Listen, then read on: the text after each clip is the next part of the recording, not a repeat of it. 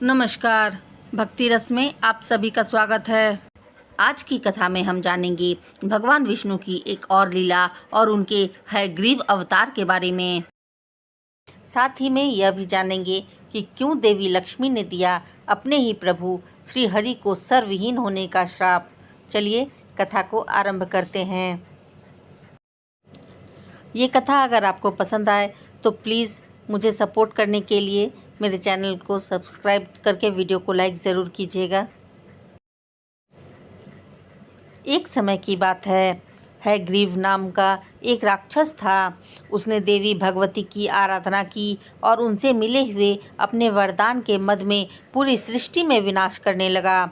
उसने मानव जाति का विनाश शुरू कर दिया, साथ ही साधु संतों को यज्ञ में विघ्न भी उत्पन्न करने लगा। उसने देवी देवताओं को परास्त कर स्वर्ग पर अपना आधिपत्य स्थापित कर लिया था।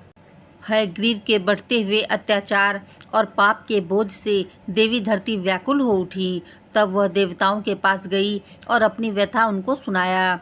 तब देवताओं ने देवी पृथ्वी से कहा, हे देवी, हयग्रीव का आतंक इतना बढ़ चुका है कि उसने स्वर्गलोक पर भी अपना आधिपत्य स्थापित कर लिया है। हमें क्षमा करें देवी, हम आपकी कोई सहायता नहीं कर सकते। इसके बाद देवी पृथ्वी समेत सभी देवतागण भगवान ब्रह्मदेव के पास पहुँचे। सबने मिलकर ब्रह्मदेव को प्रणाम किया और उनसे कहने लगे कि हे ब्रह्मदेव, हयग्रीव का आतंक बहुत बढ़ चुका है।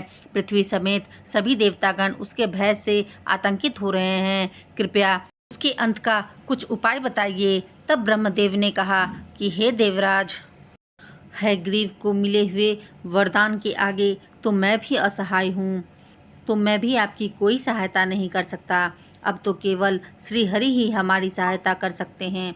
तब इंद्रदेव ने कहा, परंतु ब्रह्मदेव, नारायण तो अभी योग निद्रा में लीन हैं। तब ब्रह्मदेव ने कहा कि सभी मिलकर भगवान विष्णु से प्रार्थना कीजिए, वे हमारी प्रार्थना अवश्य स्वीकार करेंगे। इस तरफ बैकुंठ लोक में श्रीहरि योग निद्रा में लीन थे और देवी लक्ष्मी बड़ी चिंतित प्रतीत हो रही थी। व्याकुलता उनके मुखमंडल पर साफ प्रतीत हो रहा था। उसी समय सभी देवतागण बैकुंठ में उपस्थित होते हैं। सभी मिलकर श्रीहरि और देवी लक्ष्मी को प्रणाम करते हैं। तब ब्रह्मदेव ने देवी लक्ष्मी को चिंतित देखा तो उन्होंने पूछा, हे देवी, आप इतनी चिंतित क्यों प्रतीत होती हैं? तब देवी लक्ष्मी ने कहा, ब्रह्मदेव, न जाने क्यों मुझे कुछ अनिष्ट होने की आशंका हो रही है। ऐसा प्रतीत हो रहा है कि मेरा दिया हुआ श्राप अब जल्द ही फलित होने वाला है। मुझे न जाने क्यों ऐसा आभास हो रहा है। तभी सभी देवतागण की याचना सुनकर श्रीहरि योग निद्रा से बाहर आते हैं और सभी देवताओं को आश्वस्त करते हैं। तब श्रीहरि ने कहा, हे देवराज, आप व्यथित न हो, उस दुष्ट हयग्रीव का अंत निकट है। मैं स्वयं ही उससे युद्ध करने जाऊंगा। इतना सुनते ही देवतागण उन्हें प्रणाम करते हैं और वहां से विदा लेते हैं।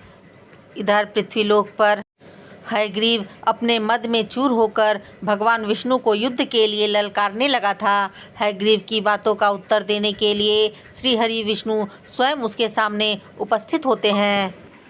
भगवान विष्णु और हयग्रीव के मध्य भयानक युद्ध आरंभ हो गया। इसी बीच एक अनहोनी घटित हुई।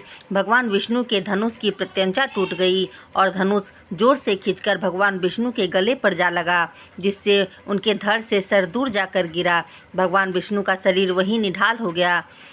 इस बात का आभास होते ही देवी लक्ष्मी युद्धभूमि में उपस्थित हो गईं। भगवान विष्णु की ऐसी अवस्था देखकर देवी विलाप करने लगी और बोली, ये सब मेरे ही कारण हुआ है। अगर मैंने आपको वो श्राप न दिया होता तो शायद आज ये अनहोनी नहीं होती। मुझे क्षमा कर दीजिए। इतना सुनते ही देवराज इंद्र ने ब्रह्मदेव से पूछा, हे ब्रह्मदेव, देवी लक्ष्मी ये क्या कह रही हैं? देवी लक्ष्मी ने श्रीहरि को कौन सा श्राप दे दिया और क्यों? तब ब्रह्मदेव ने कहा, हे देवराज, बहुत समय पूर्व की बात है।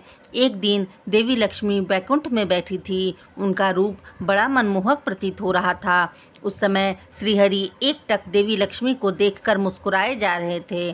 तब देवी लक्ष्मी ने पूछा, हे नाथ, आप इस तरह क्यों मुस्कुरा रहे हैं? परंतु नारायण ने कोई उत्तर नहीं दिया। वे इसी प्रकार देवी लक्ष्मी को देखकर मुस्कुराते रहे। तब देवी लक्ष्मी को क्रोध आने लगा। उन्हें ऐसा प्रतीत होने लगा कि नारायण उनका उपहास कर रहे हैं। तभी क्रोधवश देवी लक्ष्मी ने कहा, जिस मुख से आप मेरा उपहास उड़ा रहे हैं, वही मुख आपके धड़ से अलग हो जाए और विलुप्त हो जाएगा। ऐसा कहते ही योग माया का प्रभाव देवी लक्ष्मी के ऊपर से हट गया। तब देवी लक्ष्मी को आभास हुआ कि उन्होंने क्या किया है। उन्हें अपनी गलती पर बहुत पछतावा होने लगा। वे श्रीहरि से क्षमा मांगने लगी, परंतु श्रीहरि ने कहा, हे देवी, आपका श्राप विफल नहीं हो सकता। समय आने पर आपका दिया हुआ यह श्राप ही वरदान सिद्ध होगा और पृथ्वी की रक्षा संभव हो पाएगी। इसीलिए आप व्यथित न हों।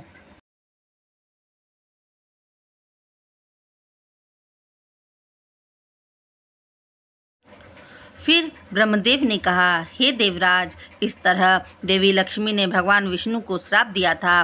तब देवराज ने पूछा, ब्रह्मदेव, अब क्या होगा? हयग्रीव का अंत कौन करेगा? इसके आगे की कथा हम अगले वीडियो में सुनेंगे। इसके आगे की कथा सुनने के लिए मेरे चैनल को सब्सक्राइब ज़रूर करें, साथ ही बेल आइकन ज़रूर दबाएं। इससे मेरे हर वीडियो का नोटिफिकेशन आप तक सबसे पहले पहुंचेगा। फिर मिलते हैं अगले वीडियो में। तब तक के लिए जय श्री राम।